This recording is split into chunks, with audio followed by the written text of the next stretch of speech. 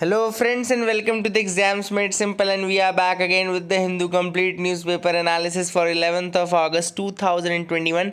11 अगस्त 2021 का the Hindu newspaper analysis देखेंगे। शुरू करने से पहले आपको बता दूं कि अगर आपको वीडियो पसंद आता है तो please do like it from your side and नीचे डिस्क्रिप्शन कमेंट सेक्शन में आपको लिंक्स मिल जाएंगे हमारे टेलीग्राम चैनल की तथा हमारे इंस्टाग्राम पेज की।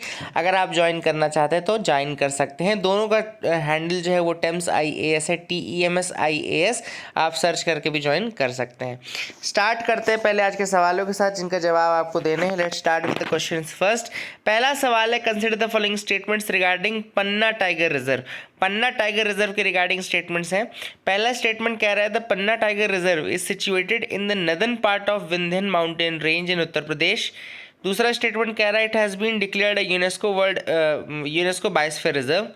थर्ड स्टेटमेंट कह रहा है the Ken Betwa river interlinking project passes through the Panna tiger reserve. कौन से स्टेटमेंट सही है? 1 and 2, 3 या 2 and 3 या 1, 2 and 3। Question number 2 is which of the following tiger reserve recently bagged the first international award TX2 award. इनमें से कौन से टाइगर रिजर्व को मिला था recently?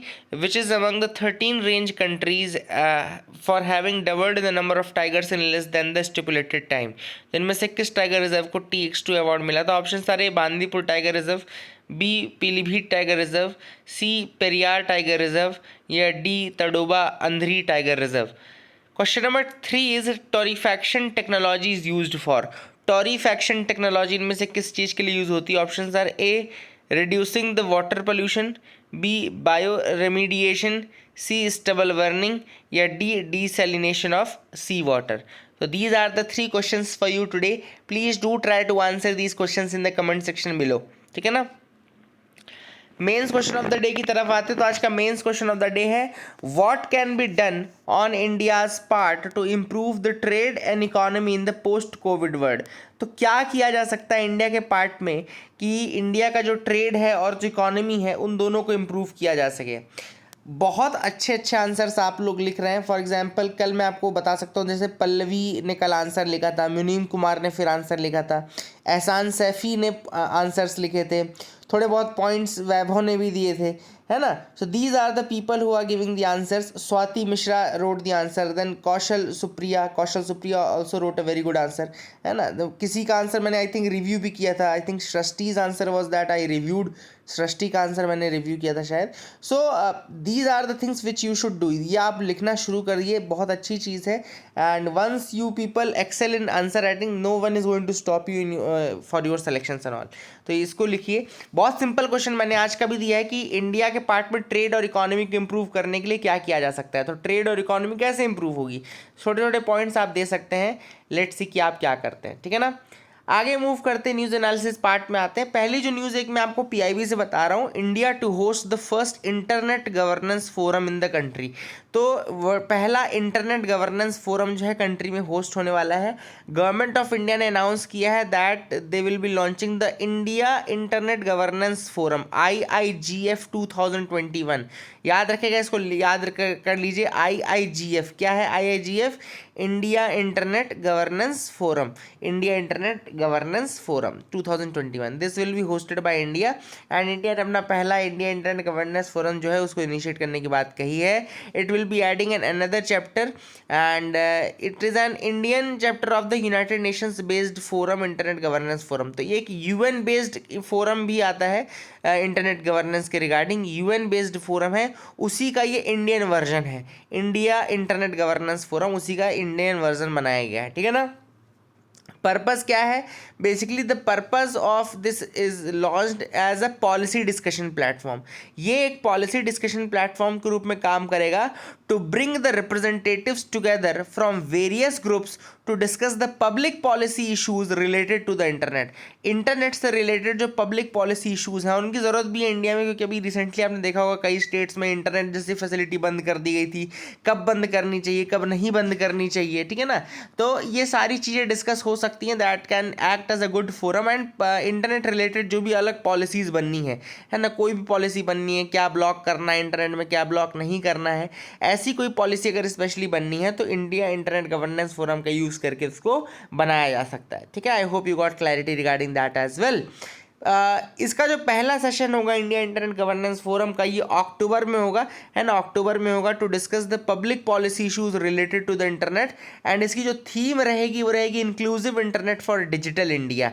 Inclusive internet for digital India, that is a theme of this India internet governance forum, inclusive internet for digital India. ठीक है, तो ये भी आप याद रखिएगा।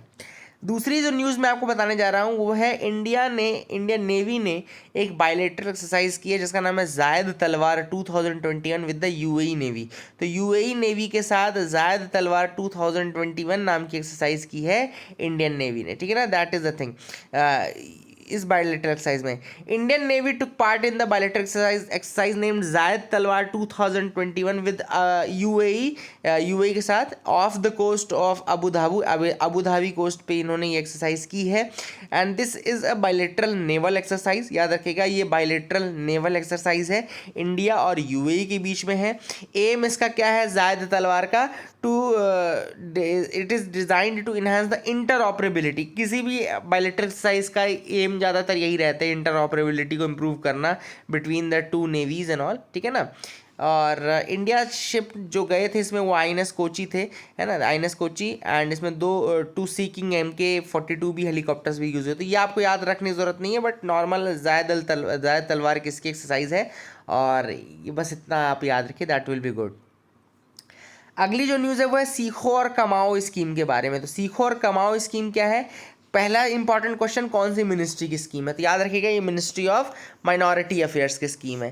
ठीक है ना, सीखो और कमाओ स्कीम कौन सी मिनिस्ट्री की स्कीम है? ये है union ministry of minority affairs. And इसने अभी रिसेंटली इसका अनाउंसमेंट किया गया सीखो और कमाओ स्कीम का। Basically this is the learn and earn scheme, इसको इंग्लिश में बोलते हैं learn and earn scheme. And it is a scheme implemented by minority affairs. Purpose will be skill development scheme for the youth of 14 to 35 years of age group. तो इसमें जो age group लिया गया है वो 14 से 35 साल तक के लोगों को लिया गया है for their skill development. And it aims at providing the employment and employment opportunities, improving the employability of existing workers, school drop outs etcetera. तो इसमें स्कूल ड्रॉप आउट्स के लिए या वर्कर्स के लिए एग्जिस्टिंग जो है 14 से 35 साल के, उनका स्किल डेवलपमेंट, उनकी एम्प्लॉयबिलिटी को इम्प्रूव करना है। एम्प्लॉयबिलिटी मतलब कि आपको नौकरी दी जा सके, आपको उस स्टेटस तक पहुंचाना है। देखो, आपको नौकरी दी जाए, ये तो एक स्टेटमेंट होगा, जनरल स्टेटमेंट होगा कि भैया आपको नौकरी दी जाए, लेकिन क्या आप नौकरी देने के काबिल हो, या do you have the sufficient skills to be given a job? तो उसके लिए क्या होता है कि स्किल डेवलपमेंट ज़रूरी होता है, एम्प्लॉयबिलिटी को इम्प्रूव करना ज़रूरी होता है। तो उस एम्प्लॉयबिलिटी को इम्प्रूव करने के लिए बेसिकली ये स्कीम है सीखो और कमाओ। इसकी मतलब कि आप सीखो, आप अपनी स्किल डेवलपमेंट करो, you learn something first and then you go to earn, है ना। तो 14 से 35 साल के लोगों को, इसमें स्कूल ड्रॉप आउट्स को भी इंक्लूड किया गया है, याद रखेगा। अब इसका जो इस स्कीम का जो इम्प्लीमेंटेशन होगा वो कुछ selected expert project implementing agencies के द्वारा होगा, याद रखिएगा। इसमें कुछ प्रोजेक्ट इम्प्लीमेंटिंग एजेंसीज़ को चुना जाएगा, फिर उनके थ्रू, उनके माध्यम से ट्रेनिंग प्रोवाइड की जाएगी। और इसमें बेसिकली स्कीम ये इंश्योर करेगी कि 75% ऑफ द ट्रेनीज मिनिमम ऐसे हैं जिनका प्लेसमेंट हो जाए कहीं ना कहीं। एंड ऑर्गेनाइज सेक्टर में कम से कम 50% प्लेसमेंट की ये स्कीम कोशिश करेगी। ठीक है ना। पोस्ट प्लेसमेंट के बाद support of ₹2,000 per month is provided to the placed trainees under the scheme for 2 months as placement assistance। तो एक बार जैसे ही प्लेसमेंट होता है तो अगले 2 महीने तक 2,000 रुपये ट्रेनिंग्स को दिए भी जाएंगे उनके प्लेसमेंट असिस्टेंस के रूप में। ठीक है ना। तो that is again important thing that you should remember. I hope you got clarity regarding that, आपको समझ में आ गया होगा। ठीक है ना। अब एक बहुत इंपॉर्टेंट न्यूज़ हम डिस्कस कर रहे हैं, फ्रंट पेज से डिस्कस करते हैं। ठीक है ना। That is from the front page. Lok Sabha clears the bill restoring the states right to specify the OBC group. अब मैं आपको थोड़ा सा इस के बारे में बताता हूँ। ये एक्चुअली लोकसभा ने अभी 127th कॉन्स्टिट्यूशनल अमेंडमेंट बिल पास किया है, यूनानिमसली पास किया है 127th कॉन्स्टिट्यूशनल अमेंडमेंट बिल, जिसके द्वारा उन्होंने स्टेट्स को अपने उनकी जो पावर थी, पहले उनके पास एक पावर अवेलेबल थी कि वो अपनी एक अलग से ओबीसी लिस्ट निकाल सकते थे। मतलब पहले स्टेट्स की अलग ओबीसी लिस्ट निकलती थी, सेंटर की अलग ओबीसी लिस्ट निकलती थी। मैं आपको थोड़ा बताऊँगा इस पूरे केस के बारे में, लेकिन बस पहले आप समझ लीजिए हुआ क्या है, हुआ ये कि 127th अमेंडमेंट बिल में वापस से स्टेट्स को उनकी अलग ओबीसी लिस्ट बनाने के लिए परमिशन दे दी गई है, या फिर कहना चाहिए कि उनकी पावर रिस्टोर कर दी गई है, जिसके थ्रू वो अपनी अलग ओबीसी लिस्ट निकालते थे। अब देखो हुआ क्या था, थोड़ा सा मैं बैकग्राउंड आपको बताता हूँ। हुआ ये था कि सुप्रीम कोर्ट ने रिसेंटली मराठा रिजर्वेशन पे अपना जजमेंट दिया था, ठीक है ना। सुप्रीम कोर्ट ने रिसेंटली मराठा जजमेंट में रूलिंग दी थी मई में जब उन्होंने रूलिंग दी थी तो उन्होंने ये कहा था कि 122nd कॉन्स्टिट्यूशनल अमेंडमेंट एक्ट को उन्होंने अपहेल्ड किया था। 127th कॉन्स्टिट्यूशनल अमेंडमेंट एक्ट किसके रिलेटेड था, ये आपका national commission for backward classes के रिगार्डिंग था, ठीक है ना। अब उन्होंने ये कहा कि प्रेसिडेंट जो रहेगा वो national commission for backward classes के रिकमेंडेशन के बेसिस पे डिटरमाइन करेगा कि कौन सी कम्युनिटीज ओबीसी लिस्ट में रहेंगी। मतलब कि उनका ये कहना था सुप्रीम कोर्ट का कि national commission on backward classes जो है वो बेसिकली लिस्ट बना ले, वो ये चीज़ पता कर ले कि कौन सी कम्युनिटी है ओबीसी कम्युनिटी में रहने लायक है, एंड उसके बेसिस पे president along with the governor of the state वो फिर उसको इंक्लूड करेंगे। तो कुल मिलाकर के जो पावर थी वो पावर सेंट्रल के पास थी, है ना, क्योंकि एनसीबीसी अगर देखो national commission for backward classes वो भी अपॉइंटेड बाय द प्रेसिडेंट और प्रेसिडेंट को खुद रिकमेंडेशन दे रही थी, मतलब ये पावर सेंटर के पास कर दी थी। तो कुल मिलाकर के जो टास्क ऑफ आइडेंटिफिकेशन था सोशली एजुकेशनली बैकवर्ड क्लासेस का वो प्रेसिडेंट के पास था, guided by the governor and the commission, ठीक है ना, basically guided by the commission. तो president shall be guided by the national commission for backward classes under article 338B, और उस आर्टिकल के अंतर्गत उनको फिर बताएंगे कि कौन ओबीसी में रहेगा। तो कुल मिलाकर के मराठा रिजर्वेशन वाले जो जजमेंट था उसमें सुप्रीम कोर्ट ने पूरी जो पावर थी ओबीसी की लिस्ट मेंटेन करने की वो प्रेसिडेंट यानी कि सेंटर के पास कर दी थी, ठीक है ना, याद रखिएगा इस चीज को। अब यहाँ पे देखो आर्टिकल 342A भी था, 342A आर्टिकल इंक्लूड किया गया था एक्चुअली। जब 102nd कॉन्स्टिट्यूशनल अमेंडमेंट एक्ट देखेंगे आप तो it has inserted article 338B and article 342A, ठीक है ना, याद रखिएगा 338B and article 342A with 2 clauses after article 342। तो 242 के अलावा भी इसमें 242A भी आर्टिकल इंक्लूड किया गया था, और 242A कहता है कि president in consultation with the governor would specify the socially and educationally backward classes. तो president in consultation with the governor will specify the socially and educationally backward classes. अब 127th constitutional amendment bill introduce किया गया है, तो इसने क्या किया, इसने ये क्या करेगा, ये बेसिकली क्लॉज 1 एंड 2 जो है आर्टिकल 342A का उसको अमेंड करेगा और एक नया क्लॉज इंट्रोड्यूस करेगा क्लॉज 3, ठीक है ना, याद रखिएगा एक नया क्लॉज भी इंट्रोड्यूस करेगा क्लॉज 3। और ये बिल बेसिकली इसलिए डिज़ाइन किया गया है जो कि ये क्लैरिफाई करता है कि स्टेट्स, देखो बिल्कुल ये टर्म्स जो मैं बोलूँगा वो एग्जैक्टली आप याद कर लीजिए, states can maintain their own state list of OBC, states जो हैं वो अपनी स्टेट लिस्ट ऑफ ओबीसी को मेंटेन कर सकते हैं, and this was the system prior to this supreme court judgment. Supreme court के जो ये वाला जजमेंट है इसके पहले यही सिस्टम चल रहा था कि स्टेट्स के पास अपनी अलग लिस्ट थी ओबीसी की एंड जो सेंटर था उसकी अलग लिस्ट थी ओबीसी की, ठीक है ना। तो that is the thing which was happening and now the supreme after this judgment एक बार दोबारा से 127 बिल के थ्रू सेंटर ने ये क्लैरिफाई कर दिया कि स्टेट लिस्ट रहेगी, ठीक है ना।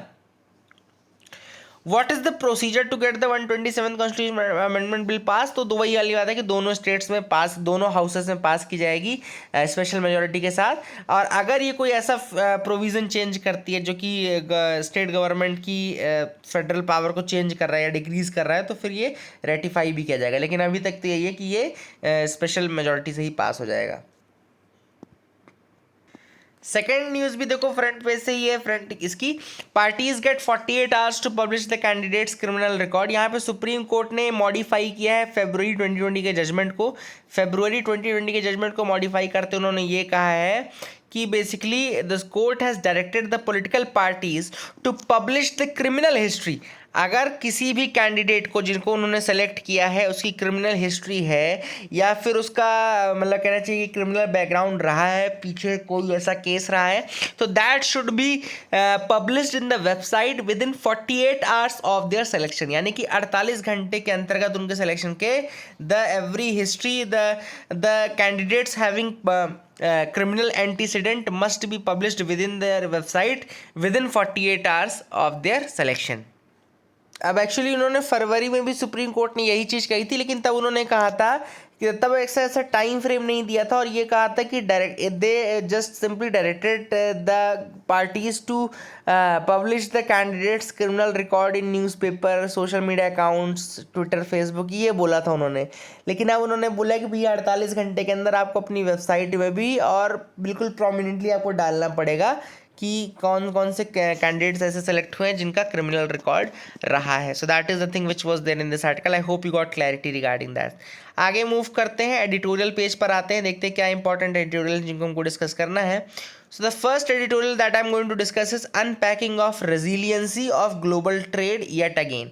तो यहाँ पे ग्लोबल ट्रेड की रेजिलियंसी को और क्या फ्यूचर प्रोस्पेक्ट है, क्या किया जा सकता है, उसके ऊपर ये आर्टिकल लिखा गया है।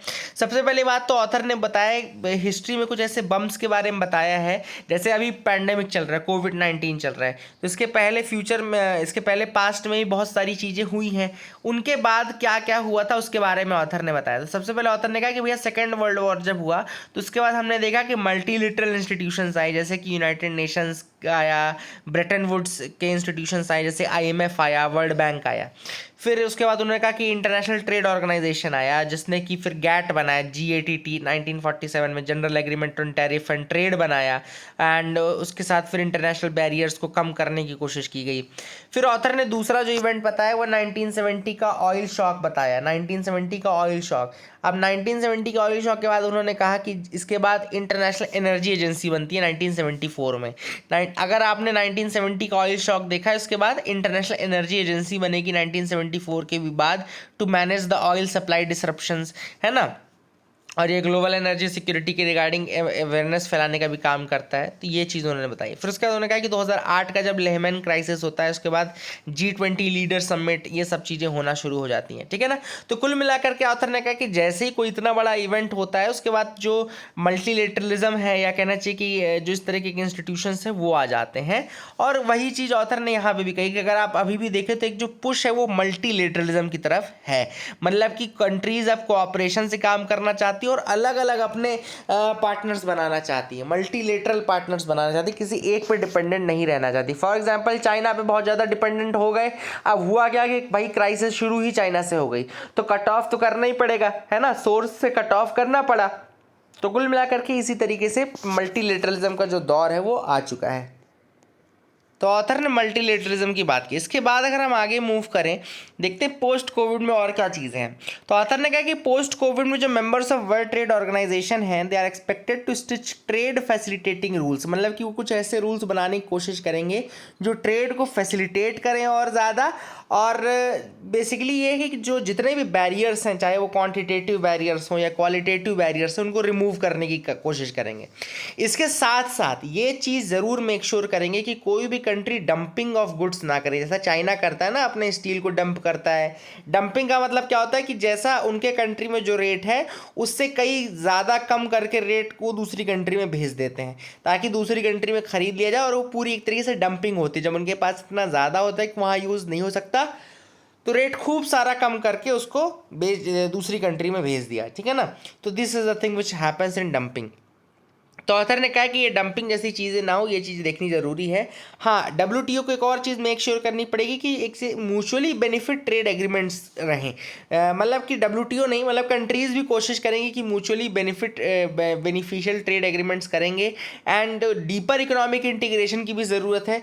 मैंने पहले भी आपसे कहा था कि आप किसी एक कंट्री के साथ आप रहकर नहीं आगे बढ़ सकते, you have to have deeper economic integration with other nations as well, ताकि क्योंकि जितनी ज़्यादा आपके पास डाइवर्सिटी रहेगी, जितनी ज़्यादा आपके पास मल्टीलेटरलिज्म रहेगा इन इकोनॉमी, उतना ज़्यादा आपके यहाँ स्टेबिलिटी आएगी। किसी एक कंट्री पर अगर आप डिपेंडेंट रह गए और कल को खुदा ना खास्ता वहाँ कुछ हो गया, तो फिर आपकी इकोनॉमी भी उसको ब्लेंड सहने, उसका जो भार होता है वो सहना पड़ता है।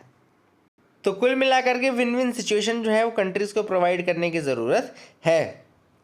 इसके बाद ऑथर ने ये कहा है countries that harness the technology are expected to dominate the international trade in future. Future में अगर देखा जाए तो वो कंट्रीज ज़्यादा डोमिनेट करेंगी जो टेक्नोलॉजी को अच्छे से हार्नेस कर पा रही हैं, यूज़ कर पा रही हैं। So that is the thing which we should remember कि हमको टेक्नोलॉजिकली भी आगे एडवांस होना है, टेक्नोलॉजी को ज़्यादा से ज़्यादा यूज़ करना है, ताकि कि जो फ्यूचर है वो डिजिटल टेक्नोलॉजी का ही है। फॉर एग्जाम्पल ऑथर ने यहाँ पे ये कहा है कि जो 21st सेंचुरी है उसका जो मेन ड्राइवर रहेगा वो डेटा ही रहेगा। जैसे अगर 20th सेंचुरी देखो तो उसमें कंप्यूटिंग पावर था, 19th सेंचुरी में स्टीम इंजन था, है ना, पहले ऑयल को माना जा रहा था, लेकिन अब जो data is the new oil बोलते हैं, data is the new oil बोलते हैं, इसीलिए उसको डेटा का ही।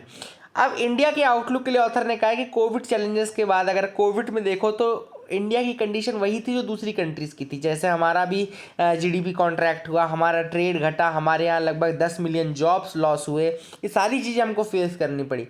तो ऑथर ने कहा है कि हमारा ट्रेड भी डिक्रीज़ हुआ, ये सब, लेकिन अब पोस्ट कोविड ये सब इंक्रीज़ होने की ज़रूरत है, ये सब इसकी इंक्रीज़ करने की ज़रूरत है। इसके लिए जैसा मैंने पहले भी आपको पॉइंट्स दिए, मल्टीलेटरलिज्म की तरफ आपको जाना है, टेक्नोलॉजी को हार्नेस करना, ज़्यादा से ज़्यादा जॉब्स प्रोवाइड करने के लिए आपको कोशिश करनी पड़ेगी कि जैसे आपने मनरेगा जैसी स्कीम रूरल एरिया के लिए की है, वैसे ही आपको अर्बन एरियाज़ के लिए भी करनी पड़ेगी। एक एम्प्लॉयमेंट गारंटी स्कीम लेकर के आप आगे आइए, है ना।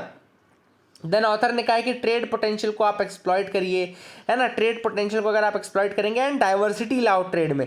मतलब कि उन्होंने कहा कि जैसे नॉर्मल जो आपके ट्रेडिशनल एक्सपोर्ट होते हैं उनके अलावा भी आपको और एक्सपोर्ट बास्केट को बढ़ाना पड़ेगा और ज़्यादा कंट्रीज़ में बढ़ाना पड़ेगा, ठीक है ना। और आपको वैल्यू एडेड मैन्युफैक्चरिंग करने की ज़रूरत है, वैल्यू एडेड मैन्युफैक्चरिंग करने की ज़रूरत है and technology induced finished products, value aided manufacturing and technology induced finished products अगर आप लाते हैं तो ये आपकी लॉन्ग टर्म स्ट्रैटेजी में काफ़ी अच्छा काम करेगा। फिर यहाँ पे ऑथर ने एक और सोल्यूशन बताया, plug and play manufacturing units का। Plug and play manufacturing units जो है वो इजी टू स्टैब्लिश है और बहुत जल्दी अपना काम शुरू कर देती है और इस तरीके से आप अपने आउटपुट को, प्रोडक्शन आउटपुट को, ईल्ड को इम्प्रूव कर सकते हो। प्रोडक्शन लिंक्ड इंसेंटिव स्कीम का भी ऑथर ने यहाँ पे जिक्र किया है कि प्रोडक्शन लिंक्ड इंसेंटिव स्कीम जो है काफ़ी अच्छी स्कीम है और इसको फुल्ली अगर आप नर्चर करते हो तो आपको ये इंडस्ट्री एक अच्छे पाथ पे जा सकती है, ठीक है ना। फिर ऑथर ने कहा इस एमएसएमई यानी कि स्मॉल एंड मीडियम इंटरप्राइजेस को सपोर्ट करने की ज़रूरत है, प्लस सपोर्ट करने के साथ साथ इनको इंटीग्रेट करने की ज़रूरत है with the local areas and with the main markets as well, इनको इंटीग्रेट करने की भी ज़रूरत है। और बिग इंडस्ट्रीज़ के साथ अगर आप इनका सिनर्जिकल रिलेशनशिप बना देते हो, मतलब कि सिम्बायोटिक सिनर्जी बना देते हो, तो काफ़ी ज़्यादा आत्मनिर्भर भारत को भी पुश मिलेगा and that will go in good lines. Then skill development, last में ये बात तो है कि स्किल डेवलपमेंट, स्किल अपग्रेडेशन आपको करना ज़रूरत है, क्योंकि ऑब्वियस सी बात है अगर 10 लोग जॉब के लिए खड़े हैं तो जॉब उसी को मिलेगा जिसके पास ज़्यादा स्किल होंगी। तो इंडियंस की स्किल को इम्प्रूव करने की ज़रूरत है ताकि इंटरनेशनल एरिना में भी आप ज़्यादा जॉब्स एक्वायर कर सके, ठीक है ना। So this was in this article, I hope you got clarity, आपको समझ में आ गया होगा, अच्छा आर्टिकल था। A call for improving the civil registration system. अब ये जो आर्टिकल है इसमें ऑथर ने कहा है सिविल रजिस्ट्रेशन सिस्टम को इम्प्रूव करने की ज़रूरत है। सबसे पहले ऑथर ने एक कंसेप्ट दिया है, एक्सेस डेथ का कंसेप्ट दिया है। Let me tell you about this concept of excess death. क्या होता है excess death? They are defined as the difference between observed number of deaths in a specific time period, मतलब observed number of death कितनी है कि specific time period में, minus the expected number of deaths in the same period, ठीक है ना। तो access death क्या होता है कि ऑब्जर्व कितनी की आपने डेथ उस पीरियड में, माइनस कितनी एक्सपेक्टेड डेथ थी उस पीरियड में।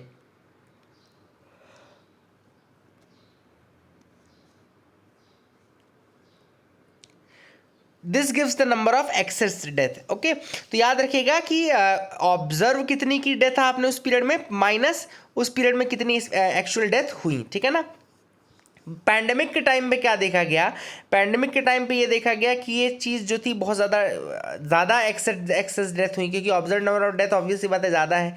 बट ऑथर ने यहाँ पे ये कहा है कि देखो बहुत सारी जगहों पे ऐसा हुआ है कि डेथ का प्रॉपर जो रिकॉर्ड है वो नहीं रखा जाता है, डेथ का रिकॉर्ड नहीं रखा जाता। कई बार ऐसा होता है कि फैमिलीज़ या तो रजिस्टर नहीं कराती हैं, कई बार ये होता है कि जो कोऑर्डिनेशन होना चाहिए for the registration of death वो नहीं हो पाता है, जो टॉप तक इन्फॉर्मेशन है वो पहुँच ही नहीं पाती है, ठीक है ना। सौम्या स्वामीनाथन जो चीफ साइंटिस्ट हैं वर्ल्ड हेल्थ ऑर्गेनाइजेशन की, उनका ये कहना है for every country it is important to capture the excess mortality, है ना। सौम्या स्वामीनाथन का कहना है, जो चीफ साइंटिस्ट हैं WHO में, उनका ये कहना है कि एक्सेस डेथ को रिकॉर्ड करना बहुत ज़रूरी है. This is the only way to prepare the health system for future shocks and to prevent the further death. तो उनका ये कहना है कि एक्सेस डेथ जो है वो क्यों इंपॉर्टेंट है रिकॉर्ड करना, क्योंकि इसी के ज़रिए आप फिर जो फ्यूचर के शॉक से बचने के लिए खुद को प्रिपेयर कर सकते हो और प्रिवेंट कर सकते हो फर्दर डेथ को, मतलब जो आगे होने वाली डेथ से उनको कम कर सकते हो. It is also why we need to invest in strong civil registration system and vital statistics. अब ऑथर का ये कहना है कि यही रीज़न है कि क्यों हमको सिविल रजिस्ट्रेशन सिस्टम में मतलब कि इन्वेस्ट करने की जरूरत है सिविल रजिस्ट्रेशन सिस्टम में, और जब म्यूनिसपैलिटीज़ हैं उनकी फंक्शनिंग को इंप्रूव करने की ज़रूरत है. इस आर्टिकल में ऑथर ने यही कहा है, सारे आर्टिकल में सिविल रजिस्ट्रेशन सिस्टम को इंप्रूव करना है, डेथ का रिकॉर्ड होना चाहिए, बर्थ का रिकॉर्ड होना चाहिए, सब प्रॉपर होना चाहिए.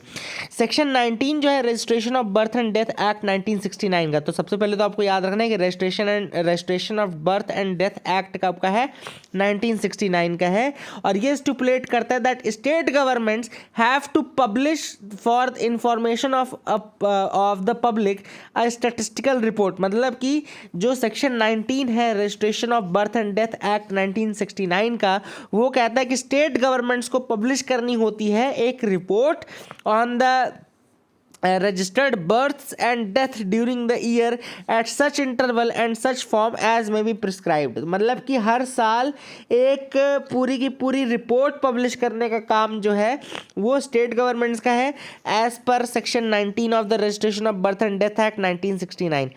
इस एक्ट में ये भी कहा गया है that the death be registered along at the place of occurrence. ये याद रखना है कि ये भी कहता है ये एक्ट, ये जो डेथ है वो कहाँ पे रजिस्टर होगी, eight the place of occurrence, जहाँ पे वो चीज़ होगा.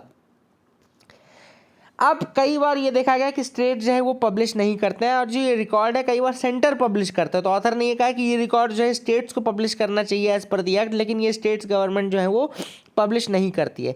It is shameful that state के जो रिसर्चर्स हैं, जो स्टेट में रिसर्च कर रहे हैं, इस एक्सेस डेथ के ऊपर रिसर्च कर रहे हैं, उन लोग को कई बार ये डेटा आरटीआई के थ्रू मंगाना पड़ता है, तब जा कर के वो कहीं इसके बारे में इसके ऊपर काम कर पाते हैं. तो ये ऑथर ने कहा कि शेमफुल है कि स्टेट के जो रिसर्चर्स हैं उनको आरटीआई के थ्रू ये डेटा मांगना पड़ता है, तब जा कर के वो रिसर्च कर पाते हैं. एंड ऑथर ने यही कहा कि ये चीज़ें नहीं होनी चाहिए. अब लेकिन कई कॉम्प्लिकेटिंग फैक्टर्स भी होते हैं, जैसे कि ऑथर ने कहा कि जो रजिस्ट्रार जनरल है इंडिया का, that is the head of the national organisation which is tasked with the registration of birth and death. लेकिन जो एक्चुअल वर्क होता है वो कैरी आउट कहाँ पर होता है, स्टेट्स एंड यूनियन टेरेटरी के एडमिनिस्ट्रेटर्स द्वारा होता है. तो ऑथर ने कहा कि ये जो कोऑर्डिनेशंस है, जो चीफ रजिस्ट्रार है और जो रजिस्ट्रार जनरल है, उसके बीच का जो कोऑर्डिनेशन है वो इतना स्ट्रांग नहीं है, कि वो सारी चीज़ें सही हो पाए. हर ऑर्गेनाइजेशन अपने सिलो में काम करना चाहती है, अपने अलग स्पेस में काम करना चाहती है, इस कारण से कई बार प्रॉपर कम्युनिकेशन नहीं बन पाता इन चैनल्स के बीच में. ये ऑथर का कहना है, ठीक है ना. और यहाँ पे देखो ये भी है कि in case of death occurring at a public place, agencies like police and local government would need to be involve. तो फिर ऐसे में पुलिस और लोकल जो गवर्नमेंट है उसको भी इन्वॉल्व होगी. The state government has not given adequate attention to the civil registration system. ऐसे में स्टेट गवर्नमेंट्स जो है उन्होंने प्रॉपर इसके ऊपर ध्यान दिया नहीं है सिविल रजिस्ट्रेशन सिस्टम के ऊपर, और ना ही इनको प्रॉपर बजट या प्रॉपर फाइनेंस भी प्रोवाइड किया जाता है. कई बार देखो आपकी जो म्यूनिसपैलिटी के ऑफिसेज हैं वो कितनी ज़्यादा गंदी कंडीशन में रहते हैं. तो कुल मिलाकर के प्रॉपर आपको इनके पीछे इन्वेस्टमेंट करना पड़ेगा और इनको आपको एडिक्वेट बजटिंग प्रोवाइड करनी पड़ेगी, तभी अच्छे से काम कर पाएंगे, ठीक है ना. तो these are the problems which are happening, और ये बहुत इंपॉर्टेंट है कि ये डेटा एक्यूरेट डेटा निकलेगा तभी ये प्रॉपर रिसर्च हो पाएगी कंट्री में, और इस तरीके के जो डेटा है उनका यूज़ किया जा सकता है फॉर फर्दर किसी दूसरी चीज़ के लिए. Modi ji launches Ujjwala 2.0 scheme. अब एक नई स्कीम लॉन्च हुई है, प्राइम मिनिस्टर मोदी जी ने इसको किया है, and that is the Ujjwala gas connection scheme. Ujjwala नाम से दो स्कीम्स है, एक और बता दूं मैं आपको, उज्ज्वला की दो स्कीम है. एक आपका जो वायलेंस होता है, हाउस होल्ड वायलेंस है, ये सब इनको प्रिवेंट करने के लिए है. दूसरा आपका ये गैस कनेक्शन का है. तो ये उज्ज्वला स्कीम जो है ये गैस कनेक्शन के लिए है, उज्ज्वला 2.0, और ये प्रधानमंत्री उज्ज्वला योजना. अगर आपसे कोई पूछता है, अगर आपसे कोई बोलता है प्रधानमंत्री उज्ज्वला योजना, तो ये फिर गैस स्कीम ये आपकी एलपीजी गैस कनेक्शन के लिए है. अदरवाइज नॉर्मल उज्ज्वला जो लिखा रहता है, आई थिंक वो दैट इज़ डिफरेंट. आपके लिए सवाल ये कि आप मुझे बताइए कि दूसरी एग्जैक्टली क्या है ना. I am not remembering the exact terms and all, तो आप एक बार मुझे बता दीजिएगा. उजला 2.0 में एक नई चीज़ ये इंट्रोड्यूस की गई है कि पहले जो डॉक्यूमेंटेशन था, अगर आपके पास अब डॉक्यूमेंटेशन नहीं है या हाउस प्रूफ नहीं है तो सिर्फ आप एक सेल्फ डिक्लेरेशन कर दो, तो ये माइग्रेंट वर्कर्स को काफ़ी यूज़फुल आएगा कि आप सिर्फ एक सेल्फ डिक्लेरेशन अगर कर दोगे तो वो भी आपके उसके बराबर माना जाएगा, प्रूफ के बराबर, और आपको गैस कनेक्शन दे दिया जाएगा। सो that is the thing which is important, इसको याद रखिएगा। आगे मूव करते देखते और क्या इंपॉर्टेंट न्यूज़ आइटम्स है जिनके बारे में हमको डिस्कस करना है। तो you can move with me, आप मेरे साथ आगे मूव कर सकते हैं, ठीक है ना। यहाँ पे high court nod must to close the case against lawmakers. अब यहाँ पर एक सुप्रीम कोर्ट ने नई चीज़ ये कह दी है कि अगर कोई क्रिमिनल केस किसके अगेंस्ट है, एमपी या एमएलए के अगेंस्ट है, तो उसको विड्रॉ तभी किया जा सकता है when you get the consent of the state high court. याद रखिएगा, ये सुप्रीम कोर्ट ने कह दिया है कि अगर किसी एमपी या एमएलए के अगेंस्ट केस होता है तो that can be withdrawn only after getting the consent of state's high court consent, ठीक है ना। तो याद रखिएगा क्या बोला है सुप्रीम कोर्ट ने, क्या कह दिया है कि अगर किसी एमपी या एमएलए के अगेंस्ट क्रिमिनल केस होता है तो उसको विड्रॉ करने से पहले आपको कंसेंट लेना पड़ेगा, किसका, स्टेट के हाई कोर्ट का, ठीक है ना। That is the thing. And we deem it appropriate to direct that no prosecution against a sitting former MP और MLA shall be withdrawn without the leave of the High Court। मतलब जब तक high court नहीं बोल रहा है तब तक आप किसी भी व्यक्ति का, ऐसे व्यक्ति का प्रोसिक्यूशन जो MP या MLA है उसको आप विड्रॉ नहीं कर सकते, ठीक है ना। अब उन्होंने ये भी कहा कि क्या होता है, स्टेट गवर्नमेंट्स क्या करती हैं कि बहुत सारे क्रिमिनल केसेस को विड्रॉ कर लेती हैं by using the power under section 321 CrPC के अंतर्गत सेक्शन 321 जो है उसका यूज़ करके क्या करती हैं स्टेट गवर्नमेंट्स, विड्रॉ कर लेती हैं केसेस को, ठीक है ना। लेकिन सुप्रीम कोर्ट का ये कहना है कि ये बहुत ज़्यादा एक्स्ट्रॉर्डिनरी पावर है और इस तरीके से इसका यूज़ करके ना विड्रॉ किया जाए, मतलब कि विड्रॉल फ्रॉम प्रोसिक्यूशन। अगर आप पढ़ेंगे सेक्शन 321 ना सीआरपीसी का, तो वो विड्रॉल फ्रॉम प्रोसिक्यूशन ही है, मतलब कि पब्लिक प्रोसिक्यूटर या असिस्टेंट पब्लिक प्रोसिक्यूटर क्या कर सकता है, विड्रॉ कर सकता है from the prosecution of any person generally or in respect of any one or more of the offences he tried, है ना। तो याद रखिएगा इसमें विड्रॉ कर सकता है सेक्शन 321 के अंतर्गत। लेकिन सेक्शन 321 के अंदर अगर आप कर रहे हैं तो अब आपको किसकी लीव लेनी पड़ेगी, अब आपको लेनी पड़ेगी हाई कोर्ट की लीव लेनी पड़ेगी अगर आप एमपी या एमएलए का केस को विड्रॉ कर रहे हो। तो पहले क्या है, सेशन कोर्ट के कंसेंट से भी हट जाता था, लेकिन अब आपको केवल हाई कोर्ट के कंसेंट की जरूरत पड़ेगी, हाई कोर्ट का कंसेंट जरूरी हो जाता है, ठीक है ना। Home ministry flags illegal migration. अब होम मिनिस्ट्री का है भैया, इलीगल माइग्रेशन हो रहे हैं और रोहिंग्यास के केस में ऐसा देखने को मिला है।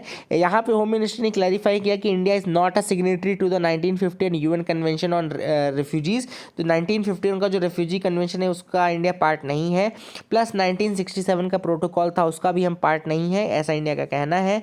इसके अलावा उन्होंने ये कहा है कि हमारे यहाँ जो भी आएगा माइग्रेशन होगा उसको फॉरेनर्स एक्ट 1946 के अंतर्गत, रेस्ट्रिक्शन ऑफ फॉरेनर्स एक्ट 1939 के अंतर्गत and passport entry in India act 1920 के अंतर्गत एंड सिटीजनशिप एक्ट 1955 के अंतर्गत देखा जाएगा, जिसमें साफ साफ लिखा गया है कि अगर आपके पास प्रॉपर ट्रेवल डॉक्यूमेंट या वीज़ा नहीं है तो आप इलीगल माइग्रेंट हैं एंड दैट इज़ वाई कि रोहिंग्यास को और इन सबको इलीगल माइग्रेंट की तरह ट्रीट किया जाएगा। So this is what the home ministry has said. I hope you got clarity regarding that. Hong Kong set to adopt China's anti sanctions law. अब China ने जो एंटी सैंक्शन लॉ लेकर के आए थे जिसमें उन्होंने कहा था कि अगर आप चाइना को चाइना के जैसे ट्रीट नहीं करेंगे तो फिर हम आपको बताएंगे, है ना। फालतू में ये सारी चीज़ें जो उन्होंने बोली थी वही चीज़ अब हांगकांग में उन्होंने रबर स्टैम्प गवर्नमेंट लगा के रखी ही है, तो वो वही करता है जो चाइना कहता है ना, जिधर चाइना का मुँह होता है उधर ही वो देखते रहते हैं। तो थोड़ा सा मैं आपको मैप दिखा देता हूँ हांगकांग वाला पार्ट। तो ये आप लोग देख लो, ये जैसे चाइना है ना, चाइना का गुआंगडोंग प्रोविंस है, चाइना का गुआंगडोंग प्रोविंस है ये वाले रीजन, है ना। और इसी के साथ अटैच्ड आपका नीचे जस्ट जो साउथ वाला पोर्शन है वहीं पे आपका हांगकांग वाला पार्ट है। तो ये आप देख सकते हैं, जैसे थोड़ा सा मैं आपको दिखाता हूँ, यहाँ पे देखो, अगर ये चाइना का मैप है तो इसमें जो ये रेड वाला पोर्शन है ना, यहाँ पे फिर हांगकांग आता है, स्पेशल ऑटोनॉमस रीजन जो हांगकांग का आता है वो यहाँ पर आता है, ठीक है ना। हांगकांग का आपको हिस्ट्री तो पता होगा ना कि 1997 में क्या किया था ब्रिटिशर्स ने, इनको 1997 में हांगकांग दे दिया था और कहा था कि भैया 50 साल तक यानी 2047 तक आप लोग इनको स्पेशल ऑटोनॉमस रीजन के रूप में ट्रीट करना है ना। तो गुआंगडोंग प्रोविंस याद रखेगा, वहाँ से फिर अटैच ये नीचे आपका हांगकांग वाला रीजन है। यहाँ पे दो इंपॉर्टेंट बे आती हैं, जैसे यहाँ पे आता है मीर्स बे, ये देखो यहाँ पे लिखा है ना मीर्स बे, दिस इज द मीर्स बे वाला पोर्शन, और यहाँ पे आता है डीप बे। तो डीप बे और मीर्स बे यहाँ पर लोकेटेड है। फिर ये जस्ट गुआंगडोंग प्रोविंस के साथ ही लोकेटेड है आपका हांगकांग वाला रीजन। तो ये नीचे हांगकांग आपकी इसकी जो टेरिटरीज है यहाँ पे लाई करती है। I hope you got clarity regarding that. आगे मूव करते हैं, देखते हैं और क्या इंपॉर्टेंट न्यूज आइटम्स हैं। So that is it for the day. अगस्त 7 को नेशनल जेवलिन डे के रूप में मनाया जाएगा, ये भी याद रखिएगा, अगस्त 7 को जेवलिन डे के रूप में मनाया जाएगा। This is what the government has announced. And finally मैं आपको आंसर्स बता दूं जो आज क्वेश्चंस मैंने पूछे थे। तो let me tell you the answers. आज का पहला सवाल था पन्ना टाइगर रिजर्व के रिगार्डिंग स्टेटमेंट्स, तो ये मध्य प्रदेश में है, उत्तर प्रदेश में नहीं, तो पहला स्टेटमेंट गलत।